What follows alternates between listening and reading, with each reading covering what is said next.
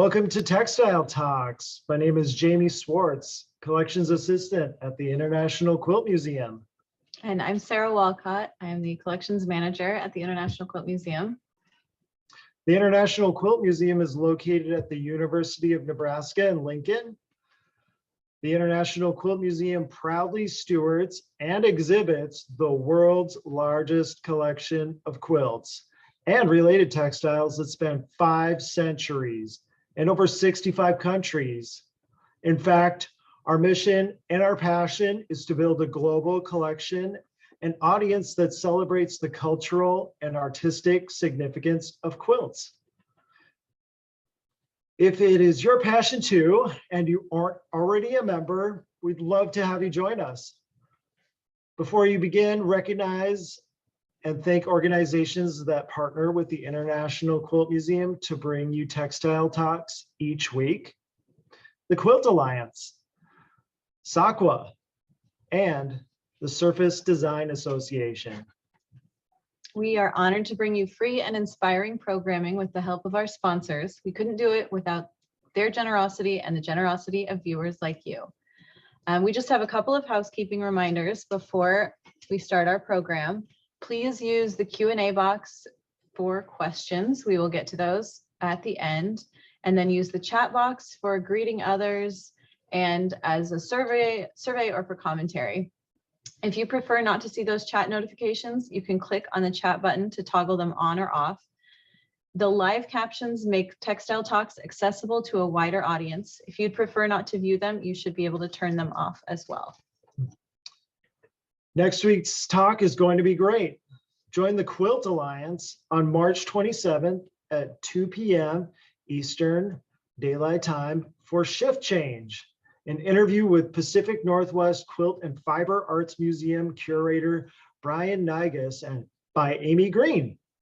The interview will feature highlights from Brian's new exhibit at the Pacific Northwest Quilt and Fiber Arts Museum and a short dive into his thought process behind this very successful show. I want to thank everybody for joining us today.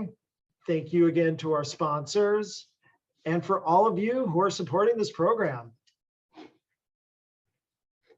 Okay, we are going to go ahead and share our screen here and we'll get into it.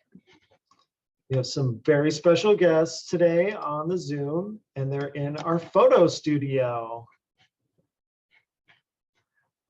Yeah, why doesn't everybody introduce yourself here? We already introduced ourselves. So one at a time, not we're talking over each other here. I'm Tucker. I am a senior at Arts and Humanities Focus Program.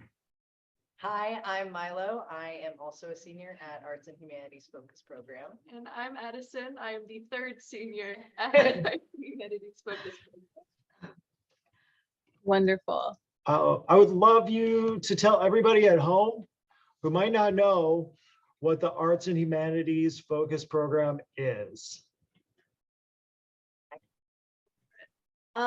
Arts and Humanities as a focus program is a program of that goes from 9th grade to 12th grade that allows students to be able to express themselves and be able to learn art at a more independent and separated basis. It allows for a lot of creativity and a lot more just individuality with your art. And just a hands-on experience. And I don't really know how else to describe it other than that. It's pretty much just a smaller high school. Yeah. It sounds like a lot of fun. So do you mainly do art classes, or do you take other classes outside of it? I can go. Once you're a senior, you can pretty much just take any class you want. So right now I have one actual class, and that actual class is 90% art as well. So aka yearbook. But it's for the first couple years, it's pretty much just the same as normal high school. It's just in a much smaller confined space, not confined, how do you say it? More one-on-one. Yeah. So instead of having, 25 people per class, you have maybe 10. So yeah, it's smaller, it's nicer. You can kind of pick what you would like to do, what you want to focus on. Cool. Great. Well, I think Jamie and I are gonna kind of describe the basis for the exhibition, your exhibition first, and then we'll jump into some more slides where you can talk about your work. Yeah, so maybe people have joined in to this textile talk to hear a little bit about Feed Sacks, an American fairy tale, the exhibit that Sarah and I co-curated here at the International Quilt Museum. What people might be surprised to find when they walk into the gallery space is this really wonderful exhibit of student artwork. The exhibit is called Past Manifest. It's right outside of the gallery, and we just love having students create work. This is not our first time involving Arts and Humanities High School in a project here, but I think is it the first time that we've ever had them create work that goes into the gallery that's like right by the exhibit that it's kind of inspired by, right? It is, Yeah.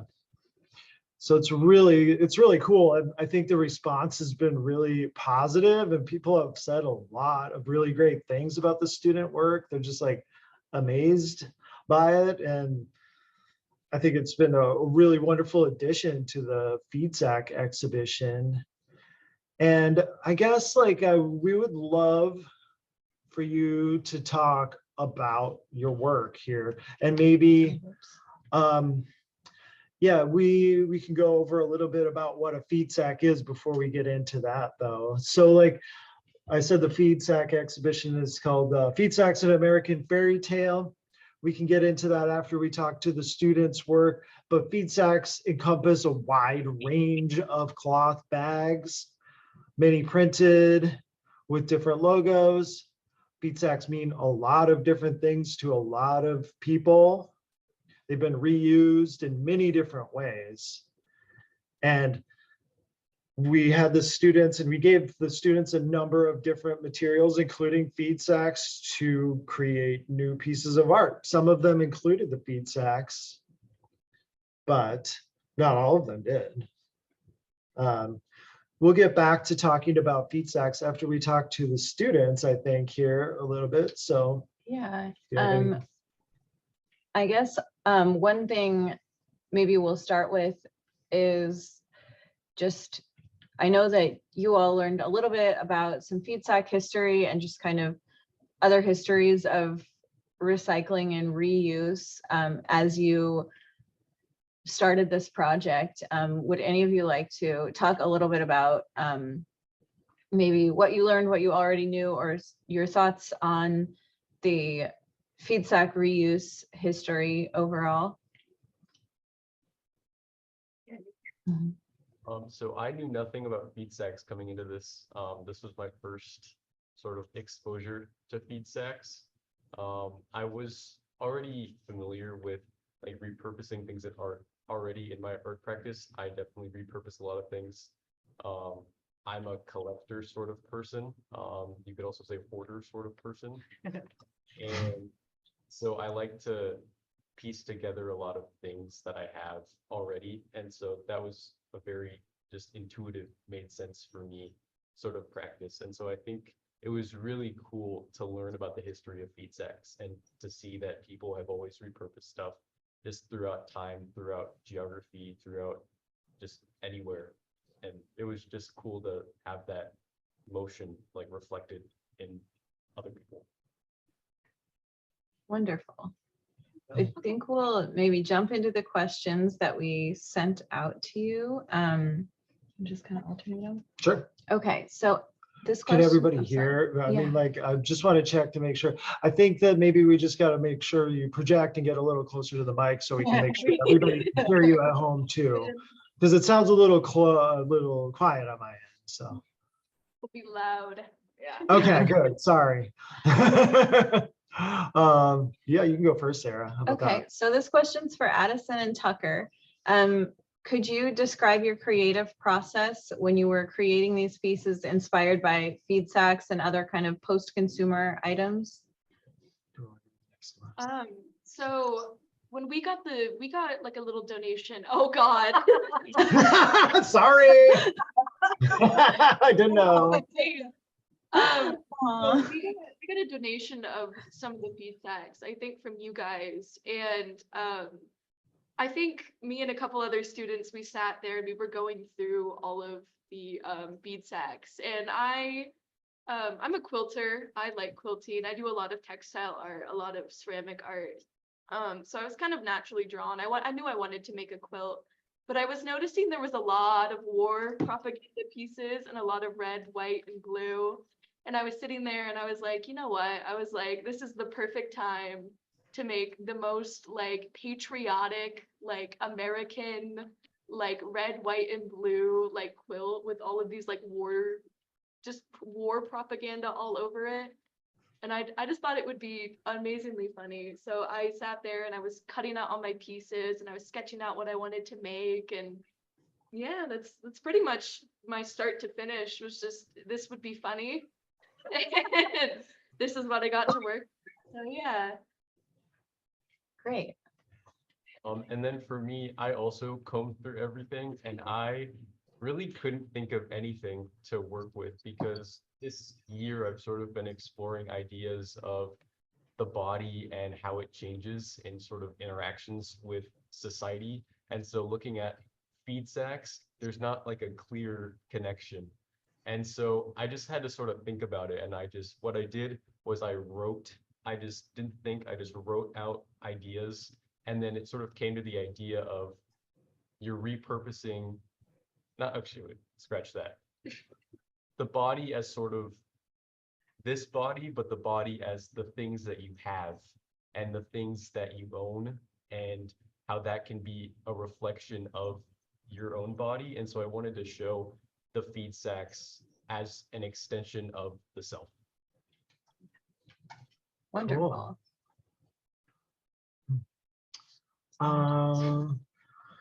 Yeah, so how did you incorporate themes of sustainability and environmental consciousness into your work? Either Tucker or Milo? Oh, okay. I suppose I'll go. You can I was one of the people that kind of went away from feed sacks, and in my piece, I used toothpicks and plastic that I just kind of found around in the recycling bin. And I wanted to kind of investigate kind of more landscape and the world around us. And wherever you look, you always will see plastic. And so I wanted to create a commentary on that, of trying to replicate that in sort of this weird, abstracted, like child's mind of it.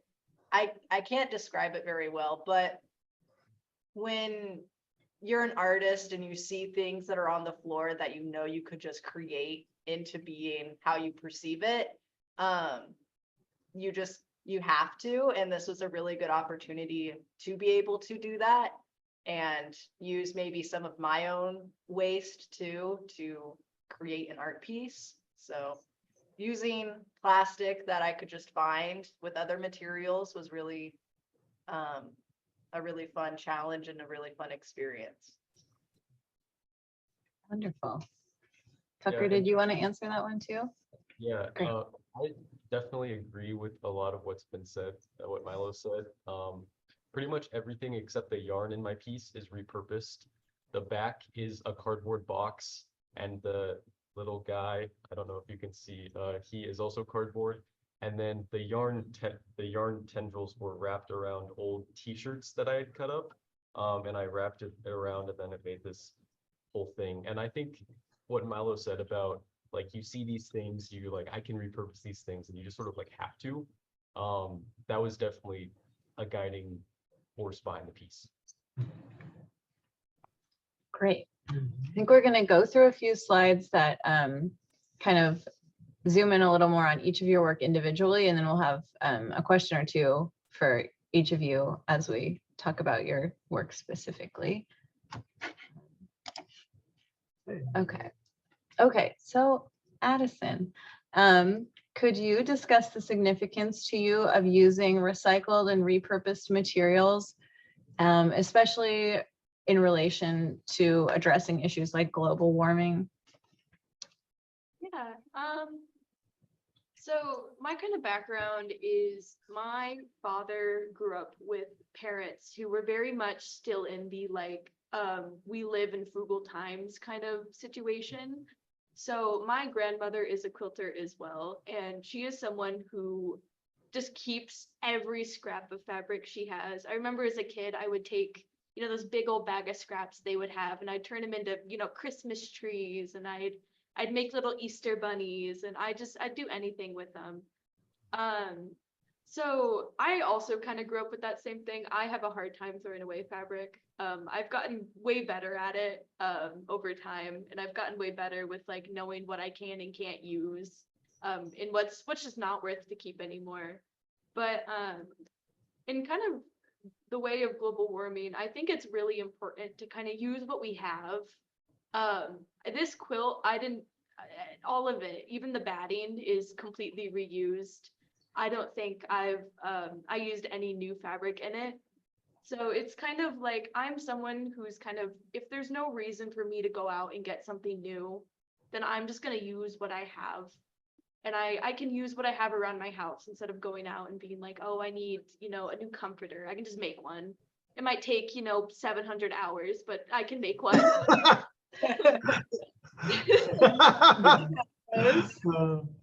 Oh my gosh. The mindset that a lot of artists have is like, why would I go out and do this when I can do it myself? Kind of a toxic thought that we all have.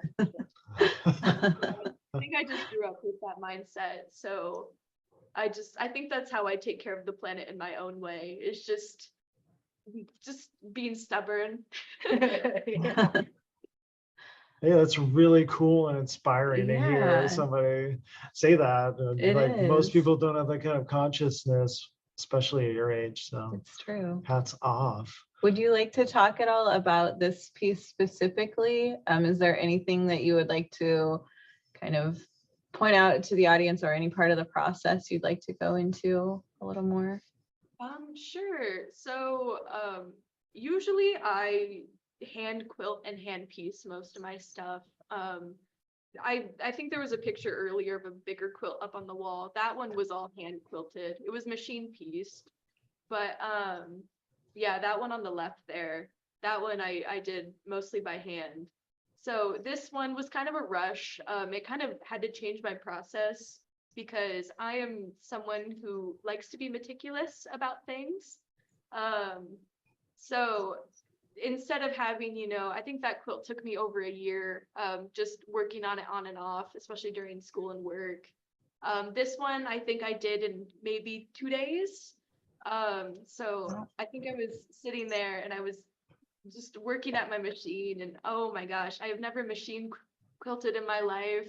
I don't think I've ever pieced that many things that fast. It was kind of Wow. Looks great. Yeah, it does. You'd never know. Yeah, wow. oh, it was, Incredible. Oh. so something about it that I really, really, really like is just how just goofy it is. Like I could totally see some relative of mine having this that they bought off like Etsy or something. And I think it's just so fitting. I think it's also kind of fits because I think someone would do the same thing with bead sacks, a good 50 years ago. Someone might look at this fabric as well and go, hey, I'm going to make the exact same thing that you made because my grandma had this left over from her stash. And yeah.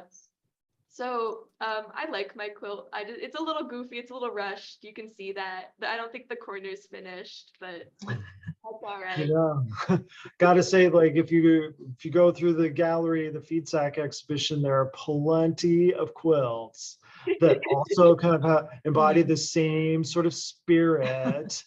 They're not really, they're not going to win an award at a quilt show if they were entered, but they're striking and so beautiful, just like your quilt. So yeah, I love what you had to share. It's like really great. It's so great. We love what you did with it too. So cool. Sorry, we didn't tell you. This is a total surprise. We can go to the next slide too. Yeah, so Milo, do you want to maybe talk about your role as a young artist, raising awareness about issues such as like environmental impact of consumer culture again, or like the consequences of capitalism? You were kind of discussing this a little bit earlier, but now you've got your piece up on the screen. You can maybe discuss it in a little more detail.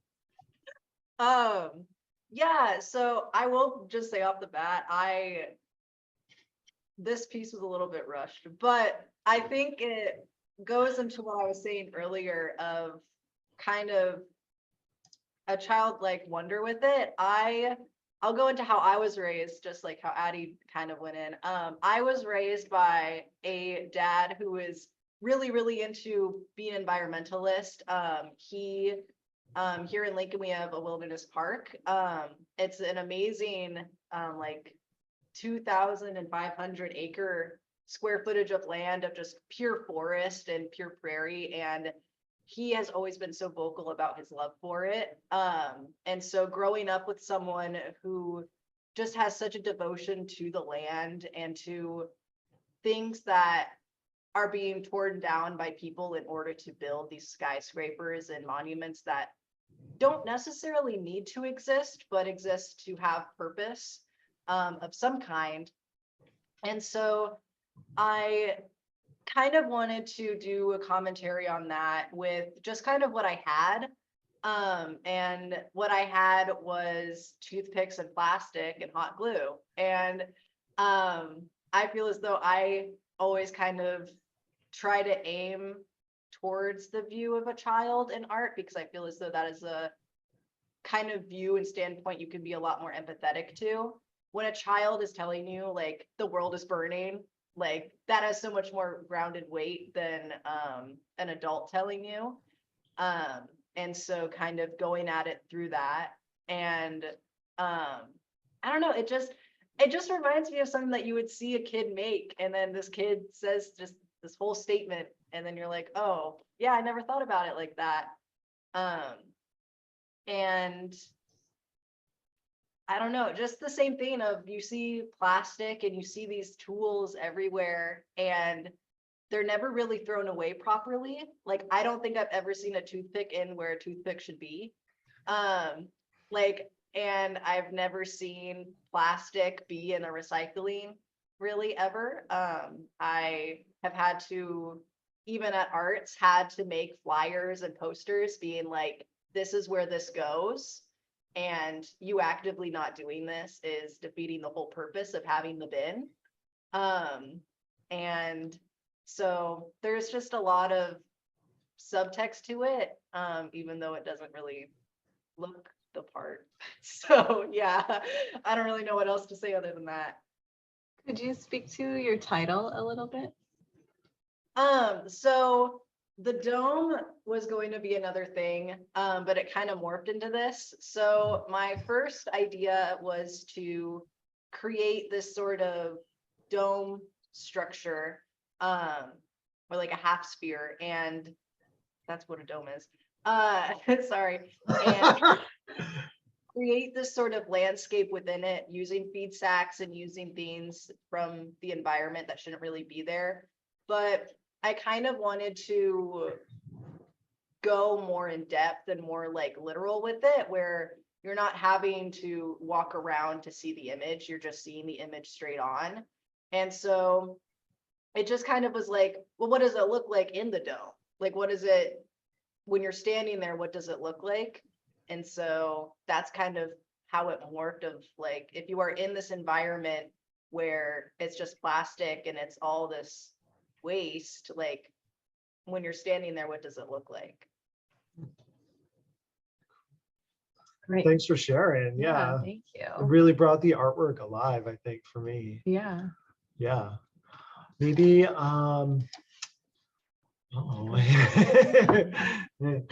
we've got some slides here. Yeah, sorry, we totally surprised you with all of these things. Your teacher Maggie shared some photos, so we had to include them to kind of illustrate your creative process Yeah. here. Maybe would you like to tell us a little bit about like navigating the balance between aesthetic appeal of artwork and the messages you want to convey with it as well? Because sometimes it's kind of a hard balance, like to not just like bang somebody over the head and give them something beautiful to look at, right? Yes. Anybody want to jump in? Absolutely. So, Tucker or? yeah, so my artistic process, I'm an ideas guy. They can both attest to Yes, I did. I am an ideas guy. I can think of the weirdest stuff. And so it makes sense for me, but it's another step to make it make sense for everyone else. And that is the most challenging thing for me in art, because to me, it's like, yeah, obviously, like I'm scanning oranges in the middle photo, obviously. But other people look at it and they're like, what are you talking about? Oh my goodness. And so it was definitely a process for on the left in my piece, because I have all these thoughts about the body as sort of the things you have and how the things you have reflect you. I might as well also talk about my upbringing since you two are. Yeah, go for it. Yeah, so my dad, he and his family, he ran a museum, and something about being a museum curator is that you're very good at collecting stuff. One might call that hoarding. And so I definitely inherited those genes. And so I collect a lot of stuff, as I said earlier. And so it was more so just trying to take all this energy and all these things that like I have all of these objects that reflect me and trying to put it into something that's not me, you know? And so that's why I think that you can sort of see yourself in this guy here. And so, yeah, I think that maybe explains it. If you don't mind sharing with everybody, what kind of museum did your father work at or was involved at? Yeah, so my grandpa, my dad's Yeah. father, Oh. he started the Museum of American Speed, which is a car. Oh, okay, cool. Oh my gosh, here in Lincoln. My family runs it. I've helped in it for all my life. And so, yeah. Cool. Oh my God. That's really great. Wow. That's so cool. Yeah. Sounds like hugely influential here on your life. Could you, for people who are not familiar, could you describe that museum a little bit? Yeah. So it's a racing museum. It's the largest car racing museum in the United States, and maybe, I think, just the United States. And so it has a lot of racing history, replica engines, just a lot of car everything. Yes. The lights are now here. Oh, wow. But you've, sounds like you veered in a different direction. Sorry to make a car pun. But do you see yourself continuing to work there, or are you just gonna go in a different way? You know, this is something I think about a lot, because the sort of family lineage and the family heritage, that means a lot to me, because, you know, obviously it does. But I don't know.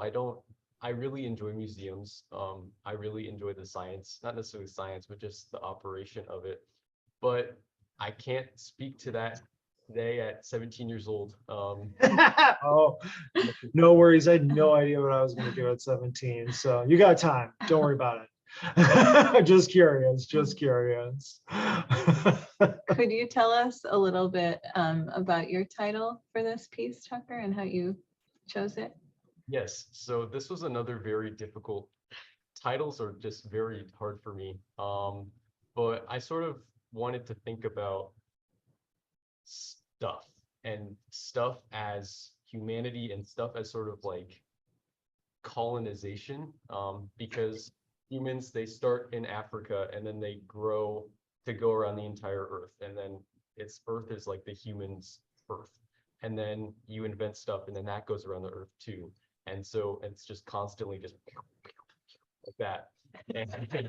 And so I wanted to really think about my stuff, and it's sort of like, this is gonna kind of a gross analogy, but like growing out of me, you know? And so that's where Grow to Fill It sort of started and then finished, and it's now existing. That's great. Oh my Well, gosh. I'm gonna back up a few slides, I think, to one that kind of shows everything, and then maybe we'll just go through a few more of the questions that we had for you all, and then we'll open it up to the Q&A if other people have questions. Yeah. Oh my gosh, all of you seem like so self-possessed and like way ahead of where I was at 17, and like you actually, I don't know, but so I would just love to hear your advice for anybody out there who kind of wants to like pursue art. Maybe I feel like you've got some insight to share. So- Yeah, you go.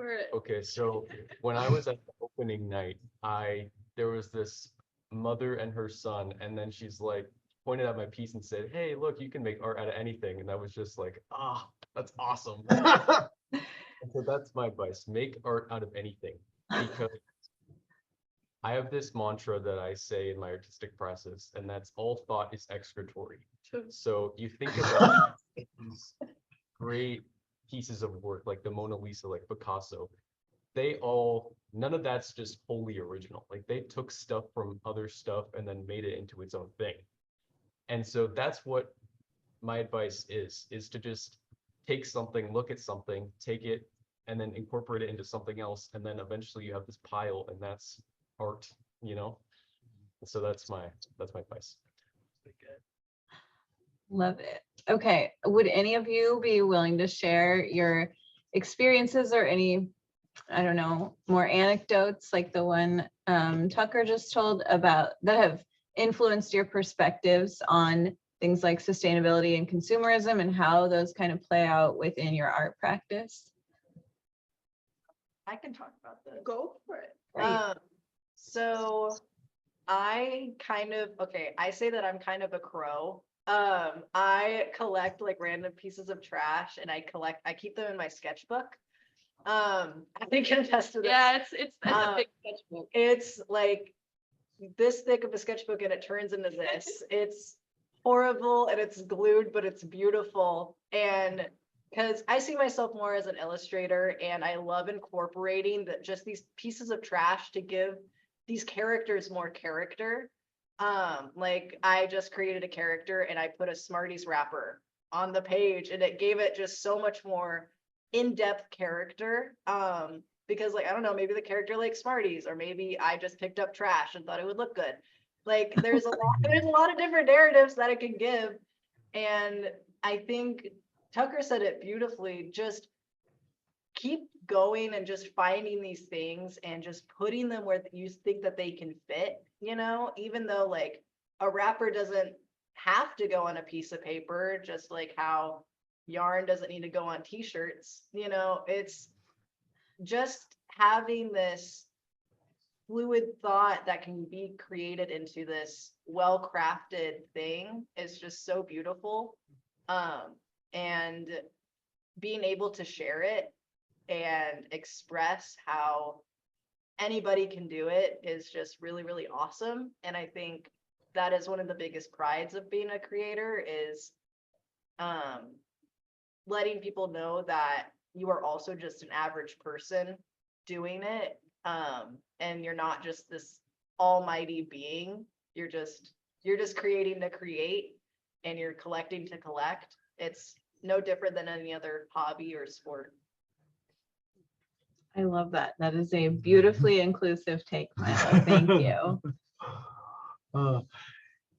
You all have some really great ideas about, I've already kind of grilled Tucker a little bit about this, but maybe Addison and Milo, where do you see yourself going, like with your art practice?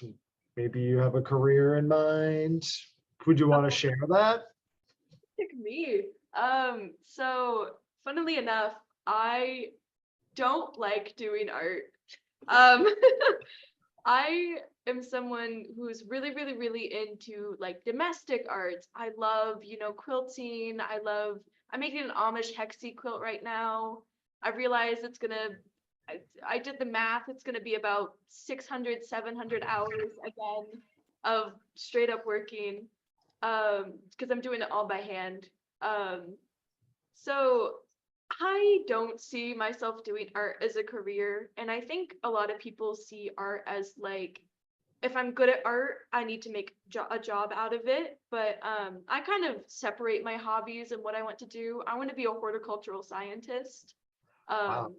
Which kind of also goes with kind of how I grew up. My grandma is a farmer. She also did the same thing I do. She farmed by day, quilted by night, God, I love vigilance that. culture. And so I was kind of inspired by that because a lot of people are like, oh, you should go into, illustration or painting. And it's like, I don't want to do that. That is I do this on the deadline. It took me a year. Like, I don't know. I don't want to make something that I really, really, really enjoy stressful for me because sorry. Then I will stop doing it and then I won't enjoy doing it anymore. And I love quilting, but I can't do it every day. There's some times where I'll work on it for a week straight, get all the piecing done, and that quilt goes away. I don't see that thing until I find it in a bin somewhere and I'm like, oops. And then I pick it again. Or, I start a crochet project and then next week I'm like, oh, and then I just take it all apart.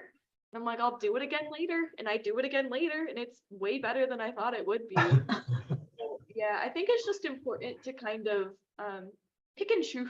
Oh my God, pick and choose what you kind of want to do. And don't force yourself to make something you enjoy really stressful. Because if you go home and this is like the way you like wind down for the day, like there you go, like you have something that works for you. Like don't try and like make that into a 9-to-5. Wow. I love it. Yeah, I'm like so impressed with how grounded and like how everybody seems to have their head on their shoulders here. It's really cool. Yeah. Milo, do you have anything else you'd love to add? I'll just give my take on kind of that. It's very similar. I am going to college to just be business communications. And wherever that path leads, I'll go. I didn't really have any plans for after high school, other than just working. But going to college is important, and I have all the needs necessary. And having art as a hobby is definitely important to me, as it allows me to kind of get out the frustrations of the day. Especially as an illustrator, I'm able to just kind of draw and doodle as I please on whatever paper I find. And that's fine. That's all I need. That's all I need. Doing commission work scares me. And I've always had that sentiment of, when I turn 18, I can do commissions if I want, but that is a clientele that is really, really scary because as an artist, I'm my biggest critic. And even for things like this, it's never going to be good enough for my own tastes. And, if it's not good for my own taste, it's not good for other people to buy. And I've always just kind of led with that. And so I think going off the basis that, I just want the piece of paper and a job, but art is always going to be included within that. Is really, really awesome, because who knows, I could be a really good HR person, guys, and I could have illustrated, like, you guys stop doing this in the workplace. Please. I know, I can always use art, and art is always going to be accessible to me no matter what field I go in. So why not That's just beautiful. do a Wow. bit of field and just have art be a part of it? That's wonderful. Yeah, I'm really, again, so impressed. It's like really amazing. And I hope you never, ever give up your artistic practices, Yeah. no matter what you're doing, because I think all of you are doing great work and it's so fun and inspiring to see a bunch of really great high schoolers, producing this like meaningful, like conscious artwork. That's so cool. It is. I guess maybe we'll do one more question before we move to the Q&A, but would any of you like to speak to how you chose the name for the exhibit, Past Manifest? Was it yours? Yeah, it was. Yeah. It was yours. So Great. we had a little contest as a class and we all wrote down and we voted. And so mine was the one that got voted for, Past Manifest. And so to me, it was sort of, you have this idea of feed sacks as something that it antiquated. It doesn't really happen anymore. You don't really see them. I had never seen a feed sack before until this. And so it was sort of taking that from the past and bringing it to the present. And so that's basically the meat and potatoes of what Past Manifest was. Potato sacks. There you go. Yeah, There yeah. are the potatoes. Yeah, it's my favorite one in the whole exhibit. Honestly. it is. Okay, I'm gonna pull up. We have some questions from the audience here. Okay, Addison, someone would like to know why you think your patriotic quilt is funny. Oh no, I'm coming closer. So I was kind of sitting there, and I'm someone who's a bit of a critic of where I live. I do really enjoy living in the US. I think it's a great place to live. It's got a myriad of opportunities. You know, you get a lot to do here, and you get to live, and you get to live your fullest, I would say. And so I was sitting there, and my family's pretty patriotic, but I'm not someone who usually like draws or does art like that. Like I'm over here and I'm like painting my flowers, and I'm doing my portraits, and like in not a very like American way, more of a European like standardized way. So when I see all this fabric that's like, there's like these bombs all over this like fabric that probably held rice in it. And then, there's this, there's just a bunch of like ships, and there's, the American flag and fireworks. And I'm just like, that is the best thing I have ever seen. Like it is, I'm going to pick all of my favorite ones off of this, and I'm going to throw it all on a quilt, and I'm going to be like, this would so be for like a little baby boy. Like, I don't know. It was just so funny. And I was sitting there, and I just had so much fun just like picking out, there was like a big 8-ball with like some like dictator's name on it. And I was like, this is perfect. I'm going to put this right on the quilt. I don't know. I had so much fun kind of putting it together and kind of just seeing this like piece of history. Like, I'm not really attached to it, but like, my grandmother would know exactly. Like if she looked at it, she'd know exactly what everything meant on there. And so I was just having the time of my life making this quilt, and I was just having fun. That's great. I think you have like a similar response to many quilt makers that approached feed sacks. The prints are just so delightful, and like they bring about so many different emotions when people look at them for various different reasons, because there's so many different prints contained within, under the umbrella of feed sacks. Yeah, do we have another question here? Somebody would like to share some information. Anne would like to share that she grew up on a farm in the 1950s, and when her dad went to buy feed, her mom went with him to pick out the sacks, which she used to make into their summer play clothes, and everything was recycled. Her dad grew up on a farm in the 20s. They recycled then. They got this from growing up on a farm in the 1800s. Recycling is not new to farmers. And I think that is really similar to a lot of what you all have said today about, events in your own family histories and communities, for sure, that there's a long history of this kind of recycling and repurposing.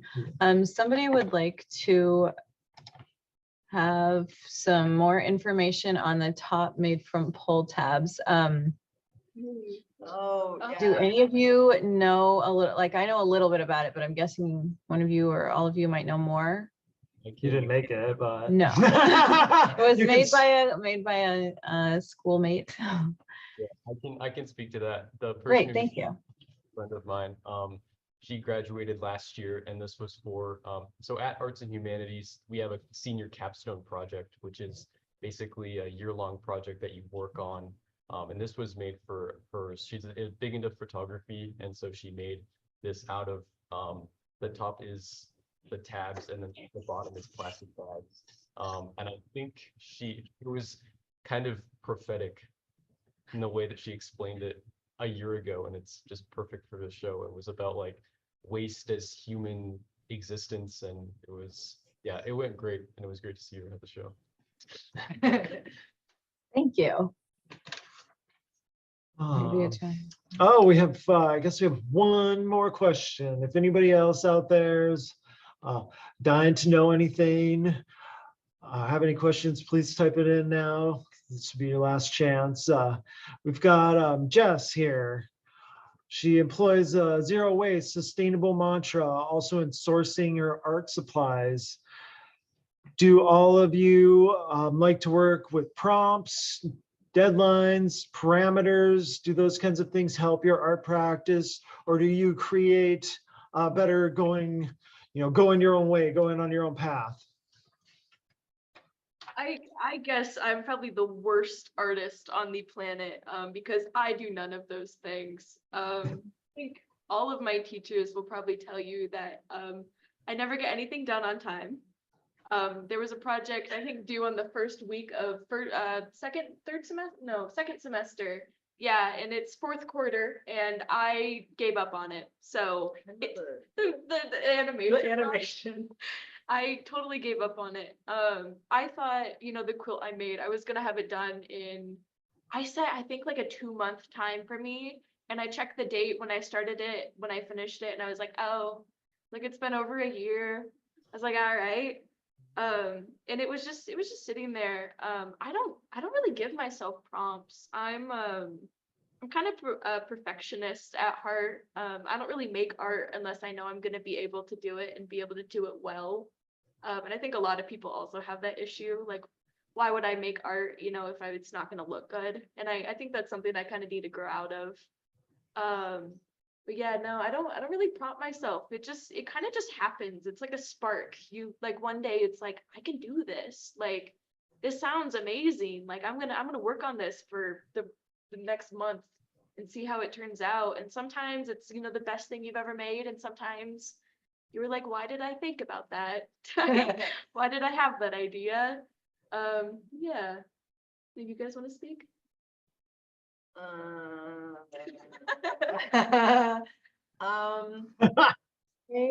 I think I do very well with prompts and timing. Me and Addie are pretty different, and we're in a lot of our classes together, and so it is very, very fun to hear us squabbling about me telling Addie that she can just do it and it can be bare minimum, and her yelling at me that it is stupid. But I love having prompts because I love being able to twist it on its own head. I never really understand prompts to their actual like pinpoint answer. And I don't know, like I just can't follow prompts for the life of me, but I always get a good grade for them. And so I just, it's going to an art school that allows you to kind of be able to do that is really, really awesome. And part of the reason why I love going to arts and humanities, because the teachers just grow an understanding of how your brain works. So I think there was like maybe one time there was in like a creative writing class, I completely missed the assignment, but the teacher was very like, okay, I get it, but this is not it, but you're still going to get an A because you put in all this effort and you contributed and you gave me a full-length essay, and I can tell that the thought's there, which is really, really nice. And so, yeah, prompts are very weird at an art school also. So, Oh, gosh. because you get prompts like these where it's super existential and, you know, like you just have to really, really, really, really put your thought into it. And, you know, Miss the mark. it's so easy to miss the mark. Oh my God. Yeah, just go to an art school if you want cool prompts. Love it. We have a couple more before we wrap up here. Michelle would like to know, for anybody who wants to answer, maybe Tucker, do you begin from the materials, a question, etc.? Yeah, I can go. So for me, I definitely start with the idea. As I said, I'm the ideas guy. And it's not really a prompt that brings the idea. It's more so just you see something, you see the way that something looks, or you see a word and you're like, huh, interesting. And then you can put two things together. You can put two words together and make something new. And you're like, wow. Earlier in the year, I made a project called Meat Slab. I didn't have anything other than just the name Meat Slab, and I made this thing out of it. So for me, the materials definitely help ground it, because the idea is all the way up here, and it's sort of like funneling my idea into the real world with help from the materials. So I hope that answers the question. Yeah. Yeah, great answer. Wow. Milo or Addison, would you like to tackle that question? For me, it's kind of the same process, but I feel as though there's a lot of trial and error with me. I bounce between ideas a lot, even though if I'm doing one piece, I can't go to the next. And I think that really is showing off in my new portfolio that I started. I started a new portfolio that is changing from this like scenic, you know, what it means to be in an environment, to how I'm face blind. And it is so interesting going through that thought process and coming up with ideas for it, and having to explain to people something that is so, it's like color blindness or being blind, like being blind. I can't describe it to you. I have to physically show you that. And so it's definitely what Tucker said, the materials grounding it and actually giving it like an existence in the world. Because you can do those weird like goggle things, but you'll never really understand what it means to see your life like that every single day. And I think it's also really, really fun to be able to experiment with different mediums and different sources of media to get an idea across in different ways. Like you can do ink versus watercolor, and it's some of the same medium and then some of the same techniques, but get a different outcome each time, which is really, really awesome and really, really cool. Great answer. We've got one last question from Amy B. I think you'll come up with some really good answers here. So if anybody, it's up for grabs. If anybody, if you had an unlimited time and resources to create a dream art project, what would it be? Oh, I already know this. Yeah, how do you go?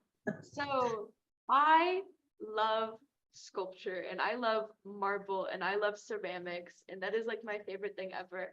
I want to be one of those old people who have those like stupid, gaudy, like giant fountains, like marble fountains with like, you know, the statue of the guy like holding a bowl. There's like water. Like, you know how great that would be? I don't know. I think sometimes when art is just stupidly like expensive or just dumb and it doesn't really need to be there. Like you just spent $2 million on like a rock that kind of looks like a person. That is the best to me. Like I would love to do that. That'd be so amazing. I want to do a marble fountain outside of my house. Wow, I love the answer. Milo or Tucker? Okay, so I think about this a lot.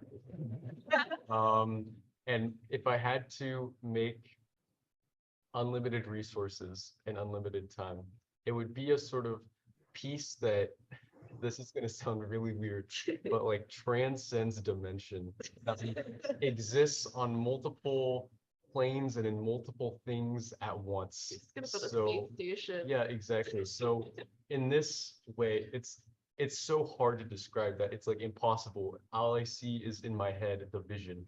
And so you look at one way and it's this one thing, and then you look at another way, it's like a sound. It makes no sense, but that's what I would do. Love it. Big dreamer, I love it. My God. Yeah. Yeah. I would. Wow. Love it. It's really good. Yeah, wow. Milo, do you want to answer that one? I I don't know how to, I think my answer is a lot more simple than that. And it would just kind of be I would probably employ a few people to do things for me. I would probably want to actually like have my senior capstone actually become a real thing. My senior capstone is kind of setting up these like domino effects to be able to create a visual novel like game, kind of like a role-playing RPG game, where, you know, whatever choice you click or whatever has a butterfly effect. And so having like a development team for that, because doing it on my own is horrible, and having people actually be able to give me a lot of feedback that I need to hear would be awesome. And having, you know, being able to have a lot more of the digital art resources that I want and all of that would be really cool. So I think that would be the answer, is just being able to develop a game. You Very know, cool. it's not like Love I it. said, Wow. It's not a big Marvel character. it's not like I'm some Roman Greek person and then I'm also God. And rich. But I just want to be a indie game developer. Love it. Wow, I'm so impressed with all these answers. They're Yeah. just like so cool. So great. I think we're out of time. So thank you, all three of you. And thanks everyone for being here with us today. Yeah, it was a real Thank you. pleasure. It was. Thank you, Addison. Thank you, Milo. Thank you, Tucker. Yeah. Come and see the exhibit at the International Quilt Museum through the end of July. When are we gonna get her? Oh, That's all right. Elsner will get it. She's got this.